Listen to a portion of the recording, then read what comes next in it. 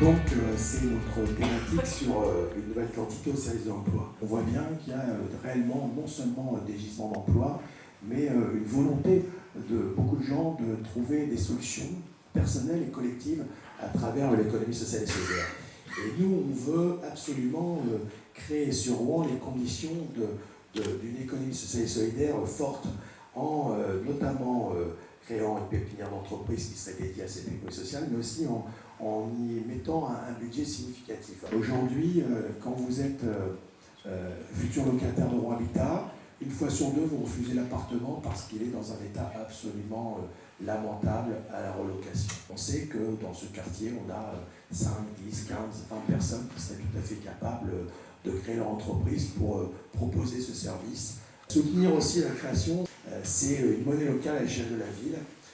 Une monnaie locale qui serait vraiment, comment dirais-je, pragmatique. On ne souhaite pas une monnaie locale complexe dans laquelle il y aurait 50 critères pour pouvoir y rentrer, qui serait mise en place pour inciter les échanges sur notre ville et aussi pour pouvoir acheter un commerce indépendant de la ville de Rouen. Sur la question d'une salle pluridisciplinaire pour les cultures indépendantes, que ce soit les musiques, que ce soit le théâtre, on veut absolument créer cette salle qui ne serait pas une salle qui serait en défiance vis-à-vis des salles qui existent, en gare 25 et puis le 106, mais qui serait en plus, qui viendrait renforcer la création indépendante.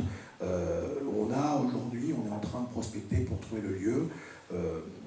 La ville effectuerait les travaux et créerait une délégation de service public type OMIA. Je suis Céline Mouillet, je suis responsable d'opération d'un service maîtrise des risques, hygiène, sécurité, environnement. Et comme mon petit accent que j'ai encore me trahit, je ne suis pas originaire de Rouen, mais du sud de la France. Et depuis mon arrivée à Rouen, maintenant ça va faire une dizaine d'années, je me suis engagée dans la vie de mon quartier et puis dans la vie de l'école de mes enfants. Et c'est comme ça, c'est par ce biais que j'ai rencontré Françoise Lesconec. Par mon métier, je suis régulièrement sur les sites industriels et qui sont dans la région, sont quand même assez touchés par la problématique de l'emploi. Donc c'est une thématique qui me tient à cœur. Et c'est pour ça que je vous présente ce soir notre projet pour essayer de maintenir dans un premier temps et donc de créer, parce qu'il faudra créer, mais il faudra au moins qu'on maintienne les emplois actuels. Même si la ville n'a pas de compétences économiques, je vous le concède, nous pouvons tout de même, par nos choix dans nos politiques locales, aider au développement de l'emploi. Par exemple, nous proposons de développer l'économie verte, alors dans un domaine particulier, qui est la rénovation thermique des bâtiments. Juste quelques chiffres, je ne vais pas vous abrutir, il n'y a pas de souci. La consommation énergétique sur Rouen a baissé de 17% en 11 ans. Parallèlement, le coût de la consommation énergétique a été augmenté de 47%. Donc, la rénovation thermique devient un enjeu. Pour isoler l'ensemble des bâtiments de Rouen, des bâtiments municipaux, il a été évalué une enveloppe à peu près de 30 millions d'euros sur 6 ans pour isoler les bâtiments et à peu près 300 millions d'euros sur 6 ans pour rénover thermiquement 1500 logements par an. Donc on voit bien que la rénovation thermique est un fort enjeu, ça mobilise, il y a besoin d'une forte mobilisation en termes de coûts, de ressources et de moyens.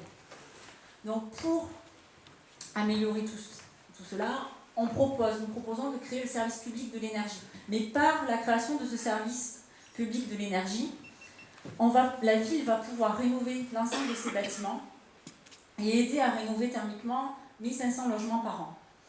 Cela va représenter plusieurs centaines d'emplois dans les secteurs définis, dans les entreprises spécialisées en termes de travaux de rénovation, de conseil et d'assistance, que ce soit sur la ville de Rouen, dans l'agglomération, voire dans la région.